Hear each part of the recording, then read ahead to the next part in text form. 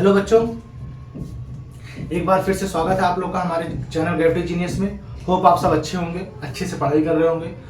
हम लोगों ने क्या करा था पिछले लेक्चर में, तो पिछले लेक्चर में हम बात करें तो हम लोगों ने जो हमारी फर्स्ट एक्सरसाइज थी उसको कंप्लीट किया था। ग्राफ बनाना सीखा था, ठीक है ना। ग्राफ बनाना सीखा था, पेयर ऑफ लीनियर इक्वेशंस क्या होते हैं वो सीखा था। कैसे पता करते हैं कि हम लोग कैसे पता करते हैं कि जो पेयर ऑफ लीनियर इक्वेशंस हैं वो पैरेलल लाइंस हैं या फिर कोइंसिडेंट लाइन है या फिर इंटरसेक्टिंग लाइन है, वो सारी चीजें सीखा था।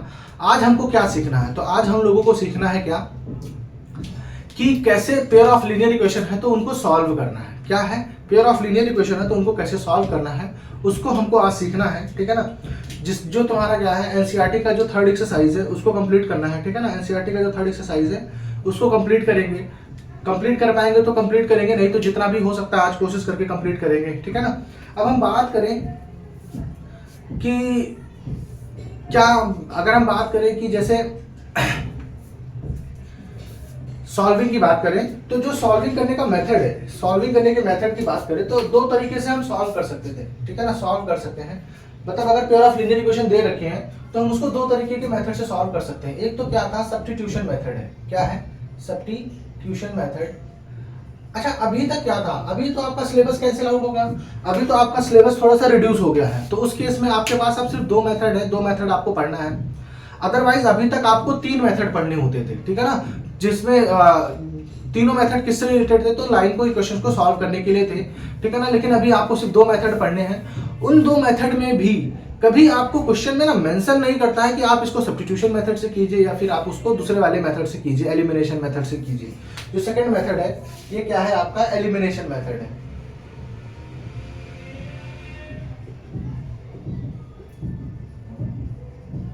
तो ये आपका कभी भी क्वेश्चन में मेंशन नहीं करेगा कि आप इसको किस मेथड से सॉल्व कीजिए, बट आपको हमेशा कोशिश करना होता है जब आप क्वेश्चन को सॉल्व करेंगे तो देखेंगे कि सब्स्टिट्यूशन आपको बहुत ही कम लगाना है, क्योंकि यहाँ पे ये जो एक्सरसाइज है ये सब्स्टिट्यूशन मेथड पे बेस्ड है, इसलिए यहाँ के सारे क्वेश्चंस हम कोशिश करके सब्स्टिट्यूशन मेथड से ही करेंगे। बट जब हम नॉर्मल क्वेश्चंस करने जाएंगे, एक्स्ट्रा क्वेश्चंस करने जाएंगे, तो उस केस में हम यही कोशिश करेंगे कि मैक्सिमम हम क्या लगाएं, एलिमिनेशन मेथड लगाएं, क्योंकि एलिमिनेशन मेथड आपका बहुत ही ईजी होता है और वही आपको याद रहता है। वही आपको जब आगे की क्लासेस में आप कभी यूज करेंगे तो आपको एलिमिनेशन मेथड याद रहेगा, क्योंकि सब्स्टिट्यूशन मेथड में कई बार कैलकुलेशन क्या हो जाता है, डिफिकल्ट हो जाता है, और वो कैलकुलेशन डिफिकल्ट हो जाएगा, फिर आपको अगर आप आपका कैलकुलेशन अच्छा नहीं है तो गलत होने के चांसेस, क्वेश्चन के गलत होने के चांसेस बहुत ही बढ़ जाते हैं। इसीलिए प्रिफर लोग करते हैं कि एलिमिनेशन मेथड का यूज किया जाए, ठीक है ना। अब हम बात करें सब्स्टिट्यूशन मेथड की, चलिए स्टार्ट करते हैं क्लास को। क्लास को स्टार्ट करने से पहले अगर आपको वीडियो अच्छी लगती है तो इसको लाइक जरूर कीजिएगा और आप अपने दोस्तों के पास शेयर जरूर कीजिएगा, ठीक है ना। चलिए स्टार्ट करें। तो हम बात करें सब्स्टिट्यूशन मेथड की, तो सब्स्टिट्यूशन मेथड क्या होता है, तो जैसे हम अज्यूम कर लेते हैं हमारे पास कोई इक्वेशन है x + y = 7, दूसरी इक्वेशन है x - y = 4। अज्यूम कर लेते हैं हमारे पास ये इक्वेशन है, ठीक है ना। ये इसको ले लेते हैं 3, क्या लेते हैं इसको 3। तो सब्स्टिट्यूशन मेथड क्या कहता है, सब्स्टिट्यूशन मेथड ये कहता है कि हमारे पास अगर दो इक्वेशन है, इक्वेशन 1 और इक्वेशन 2, तो सबसे पहले क्या करें, इक्वेशन 1 से या फिर इक्वेशन 2 से, दोनों में से किसी इक्वेशन से x की वैल्यू या फिर y की वैल्यू हम निकाल दें। क्या करें, x की वैल्यू या फिर y की वैल्यू हम निकाल लेते हैं। तो किसी एक से निकाल लेते हैं, तो लीजिए ले लिया सेकंड इक्वेशन। यहां से हमने x = क्या लिख लिया, 3 + y। x = क्या लिख लिया, 3 + y। अब हम क्या करना है, हमको अगर हमने सेकंड इक्वेशन से वैल्यू निकाली है तो उसको फर्स्ट इक्वेशन में ले जाके सब्स्टिट्यूट करना है। फर्स्ट इक्वेशन में ले जाके क्या करना है, सब्स्टिट्यूट करना है। तो यहां पे क्या करेंगे, substituting value of x in equation 1, ठीक है ना। x की वैल्यू अगर हम इक्वेशन 1 में डालें तो ये कितना हो जाएगा, 3 + y = 7। तो ये हो जाएगा 2y = 7 - 3, तो 2y = 4। तो यहां से y = कितना आ जाएगा, 2।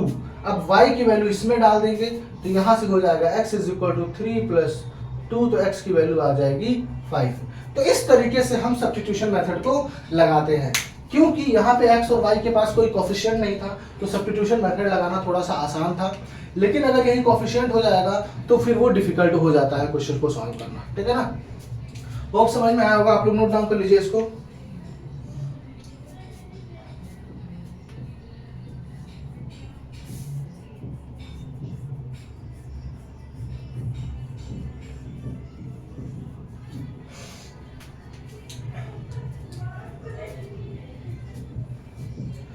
नोट डाउन कर लिया होगा।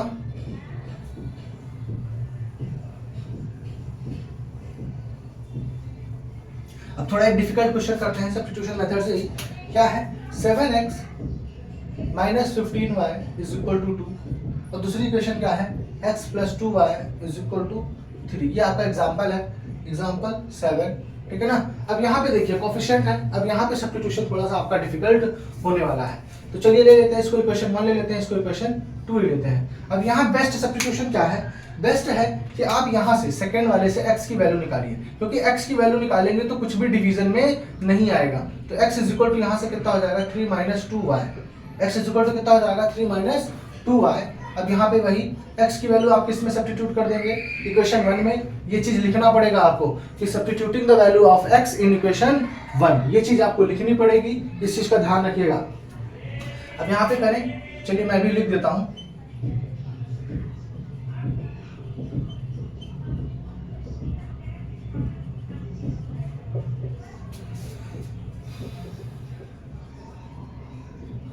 ठीक है ना। अगर इक्वेशन 1 में डालें तो 7 multiplied by 3 minus 2y minus 15y is equal to 2। अब इसको मल्टीप्लाई कीजिए तो 21 minus 14y minus 15y is equal to 2। तो ये कितना हो जाएगा 21 minus 29y is equal to 2। 21 minus 2 is equal to 29y, ठीक है ना। तो ये कितना हो जाएगा आपका 19 इज इक्वल टू 29y। तो y इज इक्वल टू कितना हो जाएगा 19/29। ये आपकी आ गई y की वैल्यू। अब आप देखिए यहाँ पे y की वैल्यू थोड़ी सी डिफिकल्ट, मतलब थोड़ी सी फ्रैक्शन में आई, ठीक है ना। तो जो थोड़ा सा अगर ध्यान से अगर आप सॉल्व नहीं करेंगे तो चीजें गलत होने के चांसेस रहते हैं। अब यहाँ आपका y की वैल्यू आ गया। अब x की वैल्यू की बात करें तो x कितना है 3 माइनस 2y। तो अब यहाँ पे जो y की वैल्यू निकाली है वो सब्स्टिट्यूट कर दीजिए। अब जब यहाँ पे एलसीएम लेंगे तो 3 माइनस 38/29, एलसीएम लेंगे तो एलसीएम कितना आएगा 29, कितना आएगा, ये हो जाएगा 87 माइनस 38 49/29, ठीक है ना। तो ये आपका आंसर हो गया। सॉल्यूशन क्या हो गया आपका 49। आपका जो सॉल्यूशन हो गया x इज इक्वल टू 49/29 और y इज इक्वल टू 19/29। तो ये आपका बेसिक है सब्स्टिट्यूशन मेथड। इसी मेथड पे पूरे क्वेश्चंस को, पूरी एक्सरसाइज को हमको सॉल्व करना है। जो हमारी एक्सरसाइज है, ठीक है ना, थर्ड एक्सरसाइज, उसको पूरा सॉल्व करना है, ठीक है ना। आप इसको नोट डाउन कर लीजिए, फिर हम लोग एनसीईआरटी की एक्सरसाइज स्टार्ट करते हैं, ठीक है ना। नोट डाउन कीजिए।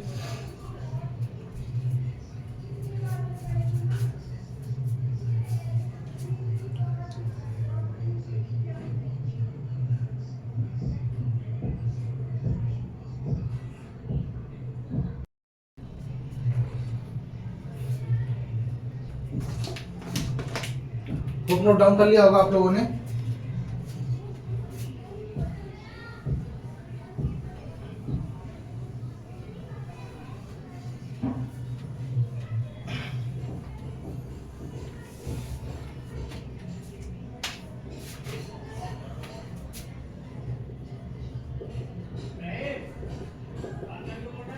ठीक है ना। अब हमने यहाँ पे बात करें फर्स्ट क्वेश्चन के फर्स्ट पार्ट की, तो x plus y is equal to क्या दे रखा है 14 और x minus y is equal to क्या दे रखा है 4। ये क्वेश्चन आपके लिए होमवर्क है। ये आसान क्वेश्चन है, इसलिए इस क्वेश्चन को मैंने आपको होमवर्क में दिया है। ये बहुत ही आसान क्वेश्चन है, अभी मैंने सेम ऐसा क्वेश्चन आपको कराया है, इसीलिए मैंने इसको क्या दिया, आपका होमवर्क दिया है, ठीक है ना। मैं आपको सेकंड क्वेश्चन कराता हूँ। सेकंड क्वेश्चन क्या है, s minus t is equal to 3 और दूसरा क्या दे रखा है s/3 plus t/2 is equal to 6। तो आप इसको एज्यूम कर लीजिए इक्वेशन 1 है, इसको इक्वेशन 2 है। आप देखिए जब भी फ्रैक्शन में हो क्वेश्चन, जब भी क्वेश्चन कैसा हो, फ्रैक्शन में हो, तो सबसे पहले हमारा मेन फोकस होना चाहिए कि वो फ्रैक्शन हट जाए। फ्रैक्शन क्या हो जाए, हट जाए। तो फ्रैक्शन कैसे हटेगा, जब आप एलसीएम लेंगे, ठीक है ना। तो सबसे पहला काम आपको क्या करना है, जो सेकंड इक्वेशन है, यहाँ से आप पहले एलसीएम लीजिए। जब आप एलसीएम लेंगे तो 2s plus 3t divided by 6 is equal to 6। अब ये 6 उधर मल्टीप्लिकेशन में चला जाएगा, तो 2s plus 3t is equal to क्या हो जाएगा 36। आप इसको नया इक्वेशन अज्यूम कर लीजिए, थर्ड इक्वेशन नया ले लेते हैं, इसको क्या ले लेते हैं हम 3 ले लेते हैं। अब हम सब्स्टिट्यूशन लगाएंगे। अब यहाँ से देखिए s minus t is equal to 3 है, तो फर्स्ट इक्वेशन हमारा क्या कह रहा है, s minus t is equal to 3, ये हमारा फर्स्ट इक्वेशन था। यहाँ से हम निकाल लेते हैं s की वैल्यू, तो s इज इक्वल टू कितना हो जाएगा 3 plus 2। s is equal to कितना हो जाएगा 3 प्लस टी। अब s की वैल्यू, ये जो s है ये आपका s है, s के प्लेस में हम यहाँ पे सब्स्टिट्यूट करें तो 2 3 plus t plus 3t is equal to 36। अब इसको जब सॉल्व करेंगे तो 6 plus 2t plus 3t is equal to 36। तो ये हो जाएगा 5t इज इक्वल टू 30। यहाँ से 6 उधर सब्ट्रैक्शन में जाएगा तो 30 हो जाएगा। तो यहाँ से t इज इक्वल टू कितना आ जाएगा 6। t इज इक्वल टू कितना आ गया आपका 6। t की वैल्यू कितनी आ गई 6 आ गई। अब अगर आपकी t की वैल्यू 6 आ गई है तो ये वाली जो इक्वेशन थी जहाँ से आपने सब्स्टिट्यूट की थी, क्या की थी, s is equal to 3 plus t, तो s इज इक्वल टू कितना हो जाएगा 3 प्लस 6, तो s की वैल्यू कितनी आ जाएगी 9। ठीक है ना। तो आपका जो सोल्यूशन हो जाएगा s की वैल्यू हो जाएगी 9 और t की वैल्यू कितनी हो जाएगी 6 हो जाएगी। तो ये आपका सब्स्टिट्यूशन मेथड है, इस तरीके से सॉल्व करेंगे। होप समझ में आ गया। नोट डाउन कर लीजिए सेकंड क्वेश्चन।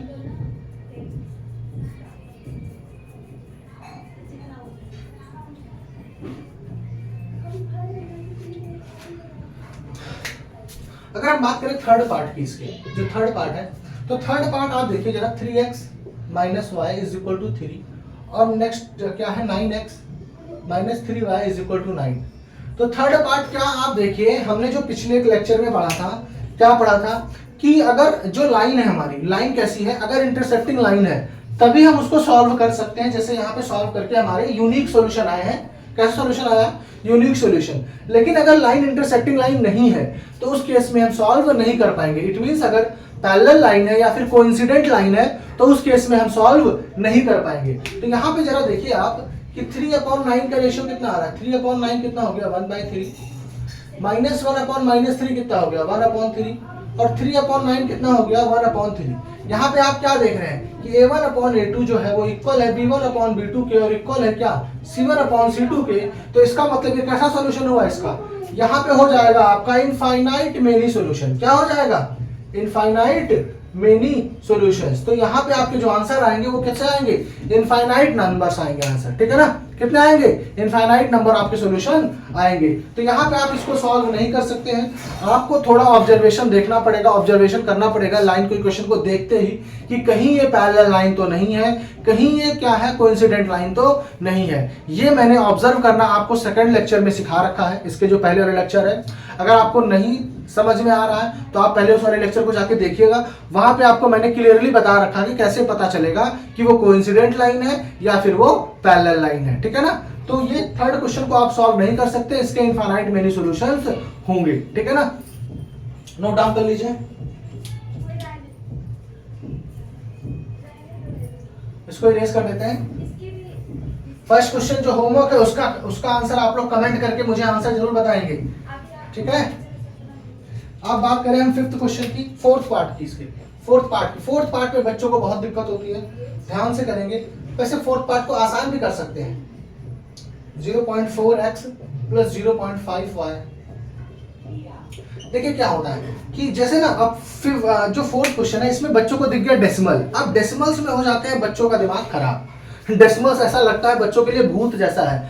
बच्चों को डेसिमल्स को देख के ऐसा लगता है कि वो कैसे सॉल्व होगा। मतलब कई बार तो बच्चों ने देखा कि बड़े बड़े बच्चों को 10th 11th 12th के बच्चों को भी डेसिमल्स की प्रॉपर्टीज अच्छे से पता ही नहीं होती है कि डेसिमल से डिवाइड करेंगे तो कहाँ मूव करेगा, जो डेसिमल प्लेस है वो कब मूव करेगा, किधर मूव करेगा, राइट मूव करेगा, लेफ्ट मूव करेगा। मतलब बड़े बच्चों को कंफ्यूजन होती है, तब तो छोटे बच्चों को तो कंफ्यूजन रहेगी ही रहेगी।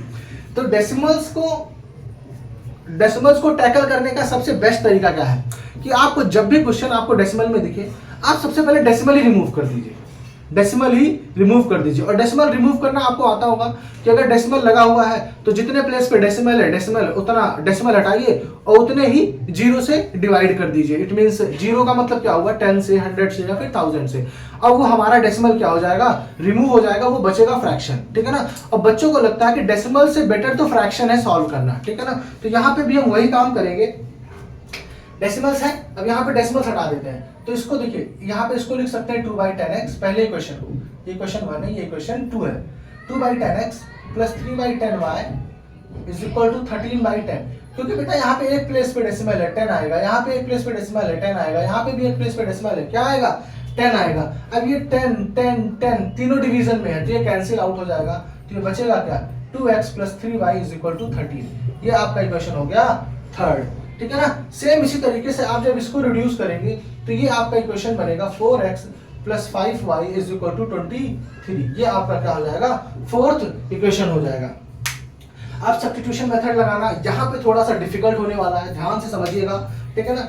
एक एक चीज मैं आराम से समझाऊंगा। अब यहाँ पे देखिए, इस इक्वेशन को लेते हैं 2x plus 3y is equal to 13। Assume कर लेते हैं कि x की वैल्यू हमको सब्स्टिट्यूट करनी है, तो क्या करते हैं, तो 2x इज इक्वल टू कितना हो जाएगा, 13 माइनस 3y हो जाएगा। तो यहाँ से क्योंकि x की वैल्यू निकालनी है, तो x इज इक्वल टू कितना हो जाएगा, 13 minus 3y divided by 2। x की वैल्यू कितनी आ गई, 13 माइनस 3y डिवाइडेड बाई 2। अब हम x की वैल्यू फोर्थ वाले इक्वेशन में डालते हैं, इस वाले इक्वेशन में। एक चीज ये भी ध्यान रखिएगा, जिस इक्वेशन से x की वैल्यू निकालेंगे उस इक्वेशन में दोबारा नहीं डालना है, दूसरे वाले इक्वेशन में डालना है, तभी वैल्यू निकल के आएगी, अदरवाइज वैल्यू निकल के नहीं आएगी। वो सेम इक्वेशन फिर वो जीरो देने, LHS और RHS वेरीफाई होने लगेगा, ठीक है ना। 4 यहाँ पे डालेंगे हम, तो 13 minus 3y divided by 2 plus 5y is equal to 23। ये 2 से 4 कटा तो कितना आ गया 2। अब 2 से मल्टीप्लाई करेंगे तो कितना हो जाएगा 26 minus 6y, 26 minus 6y plus 5y is equal to 23। यहाँ से बचा ये माइनस y, 26 उधर सब्ट्रैक्शन में जाएगा तो 23 माइनस 26, तो ये minus y is equal to minus 3, minus से माइनस कटा तो y इज इक्वल टू कितना आ गया आपका 3। y की वैल्यू 3 आया। खूब समझ में आया होगा आप लोग को, एक बार समझ लीजिए इसको, कोई दिक्कत हो तो बताइए। अब y की वैल्यू हम यहाँ पे सब्स्टिट्यूट कर देते हैं, तो x इज इक्वल टू कितना हो जाएगा 13 माइनस 3 इंटू 3 अपॉन में 2, तो 13 माइनस 9 अपॉन में 2, तो कितना हो गया 4 अपॉन में 2, तो कट के कितना आ गया 2। तो मतलब x की वैल्यू आ गई आपकी 2 और y की वैल्यू कितनी आ गई आपकी 3। ये आपका फाइनल आंसर हो जाएगा इसका, ठीक है ना। खूब समझ में आएगा, नोट डाउन कर लीजिए इसको, चेक कर लीजिएगा आंसर। आंसर जो है आप लोग चेक करते रहिएगा, कहीं गलत तो नहीं आ रहा है। पीछे आपके आंसर दे रखा होता है एनसीईआरटी में, आप वहां से चेक कर सकते हैं।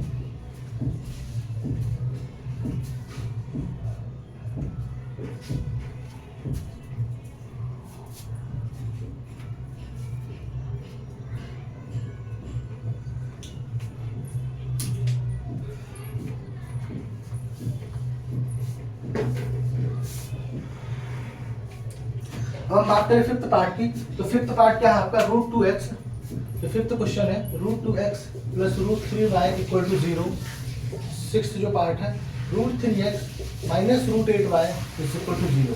इस क्वेश्चन में भी बच्चों को बहुत ही प्रॉब्लम होती है, जितने भी स्टूडेंट्स हैं मेरे, बहुत ही प्रॉब्लम इस क्वेश्चन में बच्चों को होती है, ठीक है ना। इस क्वेश्चन में बहुत, जबकि ये क्वेश्चन बहुत ही आसान है, इस क्वेश्चन में बहुत ही आसान है। इस क्वेश्चन का सबसे पहले तो एक चीज ठीक समझ लीजिए कि अगर कोई ऐसा क्वेश्चन है जिसमें कांस्टेंट टर्म है ही नहीं, मतलब दोनों जो पेयर ऑफ लीनियर इक्वेशन है उसमें कांस्टेंट टर्म है ही नहीं, तो उसका आंसर आएगा 0 0। x की वैल्यू भी 0 आएगी, y की वैल्यू भी 0 आएगी। x का y का कोएफिशिएंट कुछ भी हो, कुछ फर्क नहीं पड़ता है। अब जैसे इसको सॉल्व करना चाहे तो हम यहाँ से अगर सब्स्टिट्यूशन करना चाहें, इसको इक्वेशन 1 ले लेते हैं, इसको 2। अब यहाँ से अगर हम वैल्यू निकालना चाहें तो √3x minus √8y is equal to 0।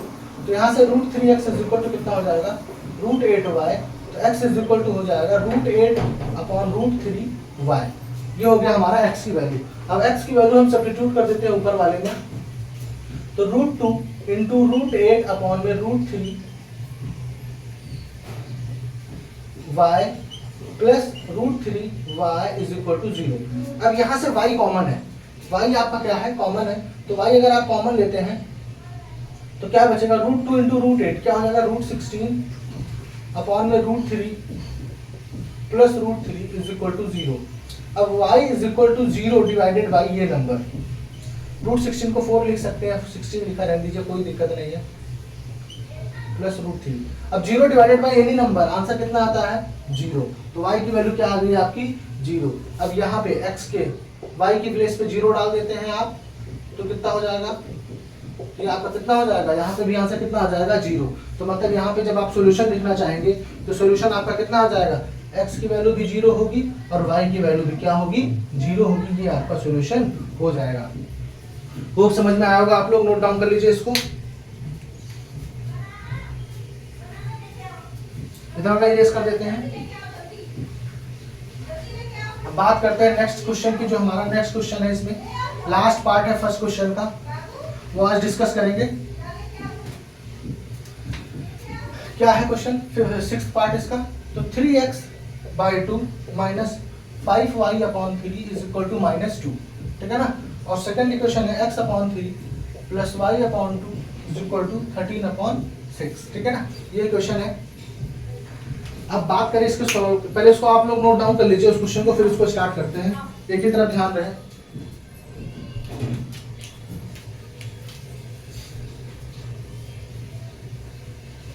Hope note down कर लिया होगा। अब हम बात करें यहाँ पे इसके सॉल्यूशन की, तो सबसे पहले क्या करते हैं, इसको इक्वेशन 1 ले लेते हैं, इसको इक्वेशन 2 ले लेते हैं, और इसको क्या करते हैं हम एलसीएम लेते हैं इसको। तो एलसीएम लेंगे तो कितना हो जाएगा 2x प्लस 3y/6,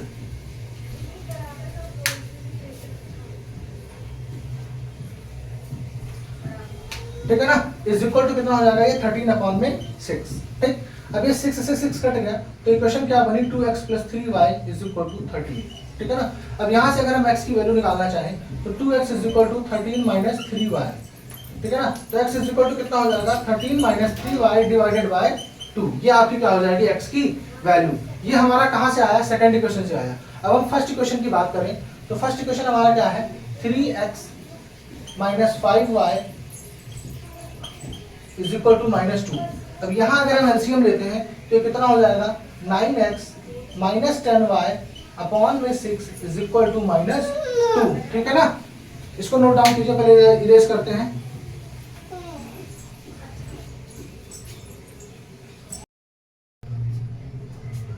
होप इतना नोट डाउन कर लिया होगा आप लोगों ने। इसको इरेज कर देते हैं पहले।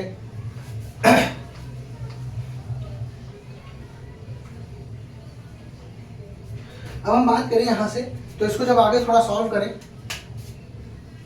तो ये आपकी इक्वेशन कितनी हो जाएगी 9x minus 10y is equal to हो जाएगी -12। क्या हो जाएगी 9x minus 10y is equal to -12। अब हमने यहाँ से x की जो वैल्यू निकाली है वो यहाँ सब्स्टिट्यूट करते हैं। तो 9 into 13 minus 3y/2 minus 10y is equal to -12। अब इसको थोड़ा सा सॉल्व करें तो 13 9 का कितना होता है 117, 9 3 27y/2 minus 10y is equal to -12, ठीक है ना। अब यहाँ एलसीएम ले लेते हैं, तो जब एलसीएम लेंगे तो ये हो जाएगा 117 माइनस 27y माइनस 20y, ठीक है ना, /2 इज इक्वल टू -12, ठीक। अब यही क्या हो जाएगा -117 माइनस 27 माइनस 20 कितना हो जाएगा -47y, ये 2 उधर चला जाएगा तो कितना हो जाएगा -24। तो यहाँ से -47y इज इक्वल टू हो जाएगा -24 माइनस 117, ठीक है ना। तो -47y,